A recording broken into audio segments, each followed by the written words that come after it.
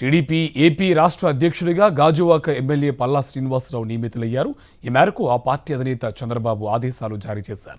ప్రస్తుతం ఏపీ అధ్యక్షుడిగా ఉన్న కింజరాపు అచ్చెన్నాయుడికి మంత్రిగా అవకాశం కల్పించడంతో కొత్త అధ్యక్షుడిగా పల్లా శ్రీనివాసరావును నియమించారు. ఇక బీసీ యాదవ వర్గానికి చెందిన పల్లాకు బాధ్యతలు అప్పగించారు. ఏపీ పునర్విభజన నుంచి ఉత్తరాంధ్ర నేతలకే అధ్యక్ష పదవి దక్కింది. తొలుత కళా వెంకట్రావు, ఆ తర్వాత అచ్చెన్నాయుడు అధ్యక్షులుగా పనిచేశారు.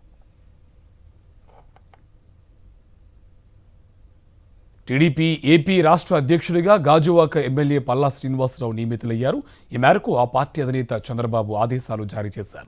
ప్రస్తుతం ఏపీ అధ్యక్షుడిగా ఉన్న కింజరాపు అచ్చెన్నాయుడికి మంత్రిగా అవకాశం కల్పించడంతో కొత్త అధ్యక్షుడిగా పల్లా శ్రీనివాసరావును నియమించారు. ఇక బీసీ యాదవ వర్గానికి చెందిన పల్లాకు బాధ్యతలు అప్పగించారు. ఏపీ పునర్విభజన నుంచి ఉత్తరాంధ్ర నేతలకే అధ్యక్ష పదవి దక్కింది. తొలుత కళా వెంకట్రావు, ఆ తర్వాత అచ్చెన్నాయుడు అధ్యక్షులుగా పనిచేశారు.